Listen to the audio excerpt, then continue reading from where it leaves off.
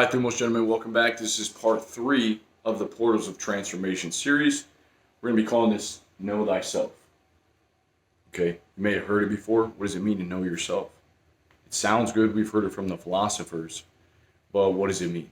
Okay, how do we know ourselves? Why is it so important? So let's do a little refresher. Part 1, what we did was shed our dead skin. We left something behind that no longer served us, okay?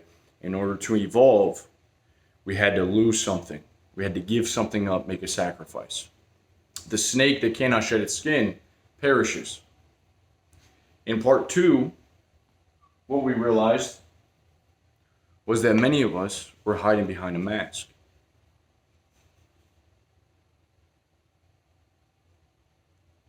And what's a mask for? Well, a mask is to cover up, it's to hide, it's to protect yourself, to conceal your real identity. Think about in nature when a butterfly, it's a weak, it's a little thing. So what does it do? Well, it has these big wings that sometimes look very scary, like 2 eyes. So the predator fears it. It doesn't know what it really is. Okay? Many of us have lived our lives where we've adapted, we've learned how to act, and we've started wearing this mask. We put the mask on, and what happens is that we actually get to know the mask better than the actual person behind it. We become strangers to ourselves, to our motivations, to our true desires. And it sort of has this deadening effect, because what happens is we start to live a habitual life. We do the same things over and over and over again. We get the same results. We don't really answer the call. Okay, so by going on a quest, what we begin to do is now we cast a bigger net. We start to go and we do new things. We try new things. We take risks. We put ourselves out there. We learn new things. And what that does is we cast a bigger net out into the world. Our mind now has more experiences. It has more ideas coming in. It has new things to bounce off of. So it helps us be more creative. It helps us know ourselves even better. So hopefully for the last week, you've been doing that. You've been trying every day, even if it's just walking into a new place, going to a different grocery store, reading a different genre of books, or listening to new music that you normally wouldn't. Okay, it begins to open up and broaden your view of the world. So now we're going into the Know Thyself. The seed, a little seed, contains within it the fruit of the entire species. The human contains within it the will of its species. It contains in it the will of the Creator, the will of God. Okay? It says in the Bible that if you have faith the size of a little mustard seed, then you can move mountains.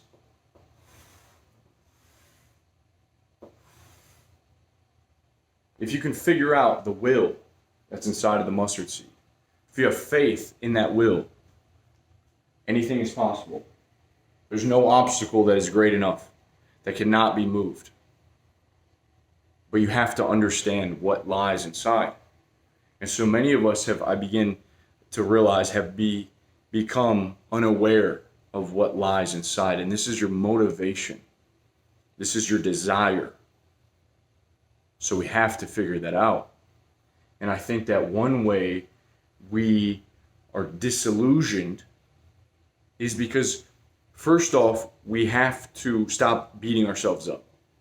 So what you can do is really begin to accept yourself. Stop having a daily battle with yourself. What you want is a daily discovery, a renewing of your mind. But you don't want to be in a constant war with your own self. You want to let yourself be. You want to relax. You want to just be, man. You just got to be. And that's hard to do, because it seems that it's really easy to constantly focus on your imperfections. Okay, so you have to sort of accept the imperfections. Stop warring with them. Stop judging them. Just be. Try to do the best you can with the resources that you have. Okay, so you got to look at that too, man. Like, what's in your bag? What's in your bag? What are you carrying with you on this journey of life? What resources do you have at your disposal? Maybe you have nothing.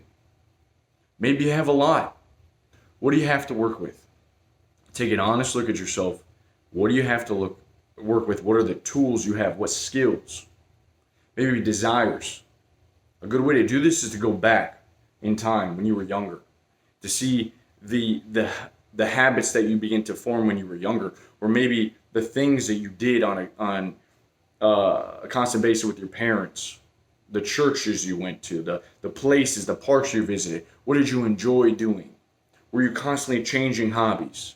You know, back in the day, maybe you experimented with skateboarding, and then you experimented with painting, and then you experimented with trying to play a musical instrument. So you constantly had this insight, this new insight into these avenues of the world, and they begin to make you creative. They begin to sort of spark this interest in you. But sometimes you just don't like it, so you give up, and that's completely fine. But as we get older, we tend to now sort of adopt this mask just to blend in. And we adopt that mask, we lose something. We lose that desire, that adventure spirit. So we really start to not know ourselves any longer. So stop warring with yourself. The thing that happens, I realize, is that when we become adults, we tend to enter into this mode of being where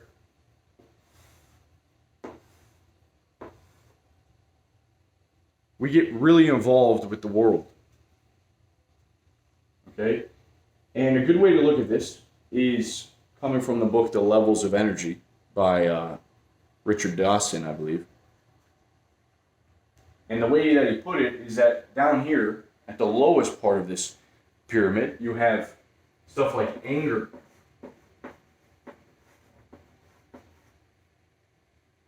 You have depression. You have hate. Okay? Greed, envy. Okay? So this right here, there's a lot of people down here. Billions of people right in here. Poverty's there. Okay? There's a lot of not good things that are here. There's a sort of a feeling of being stuck at the bottom. A low level of energy, we'll give this 50 to 100 in the levels of energy. All the way up to 1,000. All right? But this is the bottom. And it's hard at the bottom. There's a lot of people here, crabs in a bucket, that want to drag you down. They don't want you going up the pyramid because it's easier up here and it's much more peaceful. A life up here is peaceful. It's filled with responsibility. It's definitely going to be hard, but there's purpose here. Here, there's coping. There's anger. There's lust. There's degeneration, trying to fulfill the desires of the body. So we go up, and we see, we have different levels of energy. But you really want to take a look at this, and you want to say, wow, am I down here? Or am I climbing these? Am I being more creative? Here's where art is. Okay? This right here we'll call self-actualization at the top. You guys have heard of Maslow's hierarchy. This is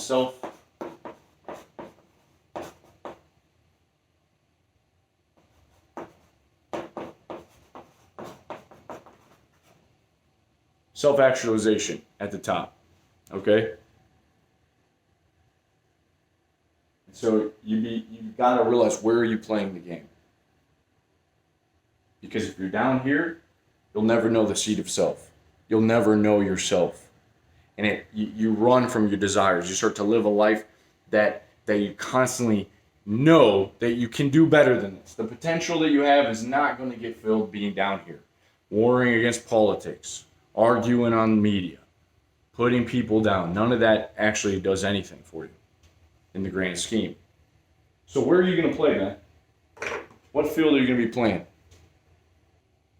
So for part 3, what we need to do is figure out this deep-seated desire. We have to figure out the will, okay? And we can call this the will of God, if you'd like. I like to call it this because it's something in your life that is bigger than you. Okay, it's bigger than you're capable of handling as one human on this earth with 7 billion plus people. It's bigger than you. It needs to transcend you. And you have that within inside of you. It's not base level.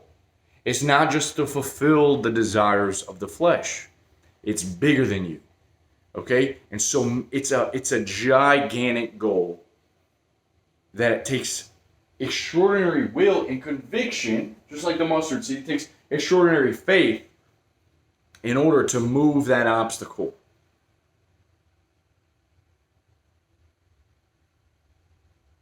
Okay? It's bigger. It could be the uniting of people trying to it's very rare that someone born into a low class overcomes that and moves up into a higher status. Because, again, if we look to the pyramid, the levels of energy, you have a society that you're born into that tries to keep you down. And it's the mindset, it's the people, it's the knowledge. You don't know you're ignorant. You have no one teaching you. The school you go to, sort of keeping you, everyone's the same. You hate to read, you hate to learn. You're afraid of failure because failure gets a hard beating these days. It's hard. And so you sort of lose the faith. You lose conviction and the desire to transcend your own personal desires and to go after the will of God. It's bigger than you. Okay? And what I like to do is draw a circle.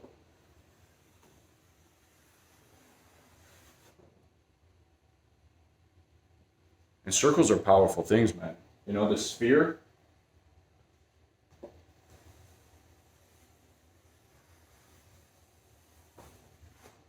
Circle has a gravitational pull. A circle is instantly recognizable. It has stopping power. You see this? Boom, you're stopping. It catches your attention for just a split second. Why? Because you instantly know what it is. You've seen it. It's here since the dawn of time. The sun in all of its glory. When it's out, full sun, it stops you in your tracks when the sun is setting. You see it. You know what it is. We praise the sun. We praise the moon. It's been there forever. So it stops you. I actually recommend that you draw a gigantic circle somewhere within your house. This could be, you could buy a whiteboard, like a disposable or a cardboard white board, and you can draw your circle. Okay? And what we're going to do is right in here, we're going to begin to strip away all of the fluff, all of the filth, all of the stuff that does not matter, and we're going to put a true desire, a true goal in this. Okay? What do you want to do in 5 years, 10 years, 15, 20? And that's hard, man. Trust me. I know that's a very difficult question. But it's worth going after something big, something that takes immense faith. Something that is bigger than you, that actually you'll realize very soon you cannot be just a lone wolf when you try to do something that transcends you. You need other people's help. You need other wisdom. It's very hard to do anything big all alone. Okay? And so that's why it's very important you take a look at the resources, the tools that you have, but you also, instead of just thinking small, you have to think big. And you have to have this at the epicenter. And because what this does, when you fill this in, this is for you to fill in. I'll have my own. This is for you to fill in. What this does is it gives you intent. And when you have intent, well, that gives you the ability to stay on the narrow road. Okay? And the road is very narrow. And it's easy to get pulled over here. The sirens trying to pull you off. with their beautiful music and their pleasure. It's very easy to get sedated and seduced to go off the path on this pilgrimage. So intent gives you the ability to stay the course and also gives you the ability to say no. To say no to what is not important. To say no to anything that is not God's will. Okay? God's will. It gives you the ability to not get bunkered down by the naysayers, by hate. Because you know that this is something that is bigger than yourself. And that's a great place to be. You know, that's a great place to be. Because you actually will your energy rises to the goals that you set for yourself. Okay, but in order to get here, let's wrap this up. In order to get here, you have to strip away the daily just trying to get through the day. Just trying to stimulate yourself, the desire. You have to sort of get away. You have to take a time out of your day to think, what moves me? Most of us aren't just motivated by money alone. That's been proven for a lot of people. It's very hard to just motivate someone just by money alone. Money, it's good to have money. But does it motivate you? What motivates you enough that you could do? What is the call that you have in here? And you may not know that, and that goes back to part 2 of the importance of a quest, is to throw the net out there. Cast the net. See what comes out. Try. Maybe it's trying a new position in the job. Maybe it's going and doing something that you've been scared of. And so you do it, and you begin to realize, man, that is cool. I really like doing that. Maybe you realize I hated that. I have no business doing that, right? I have no business, but at least you tried. There's a technique that a lot of authors will do. It's called throwing shit at the wall. They'll throw shit at the wall. They'll see what sticks. They'll see what falls. They take what sticks. They discard of everything else. That's what we kind of doing. We're kind of throwing shit at the wall. We're throwing darts. We're seeing which ones, boom, bullseye. Okay? You start to figure out, okay, this is it. This is it. I'm starting to get some momentum. I'm starting to get confident. I'm starting to get this confidence in what it is that moves me. The will. The will is a powerful thing. You'll notice that this looks a lot like a target, right? Looks like a target. This becomes the epicenter, the target of your life. And you can't hit a target that you can't see. So it's really useful having a target in your home that you can see, that has stopping power. It draws you in. Because then you can aim at it. And every day, it's every day. This sort of creates this aura around you. This force field. Because without this, man, you're just a human on the earth. You don't know what to do. You don't rise above the day to day. And that has it wears you out. It's stressful. You could look at this even in bring it down to a smaller goal. Say you want a nice physique, but to get a nice physique, why are you doing that? Are you doing it just to get a girl, right? So it's almost like if you have a big enough why, the how will follow. You've probably heard that before. If you want a nice physique just to get a woman or to get women, what happens when you get a woman? You've completed the cycle. You got the physique. You got the girl. Now what? What's the point of having a good physique? And so, because what are you just going to stop then? You probably built the habit. You probably lift. But what's the point? So maybe it needs to transcend the base desires. Is something, again, bigger than you. To bring the family together. To help the community. Okay? To do something that impacts the lives of people for the better. To become the man, to become a weapon, a unit that can fulfill that. God's warrior. Okay? It's going to take a different breed of man. It's going to take a stoic individual. It's going to take a thick skin, right? It's going to take strength in order to complete the mission. You're here for a purpose. And if you haven't figured that out yet, that's completely fine. Do the throw the shit at the wall strategy for now. You'll start to figure it out. You'll get a little bit of this. Start to understand. You'll get a little bit more confidence. Cast your net. Okay? Cast your net. Do things differently. Take off the mask. Spend time alone with yourself. Questioning yourself, trying to understand instead of letting the world give you their intent. Because if you don't have intent, if you don't have will, then guess what, man? The world will gladly bring you along. It'll give you plenty of problems to worry about. It'll string you along, tell you what to think, tell you what to believe. Okay? Having this, you look to God. That's it. You don't look to a woman to give you a purpose. You're not doing her will. You're not doing your best friend's will. You're not doing anyone else's will, the world's will. You're doing God's will.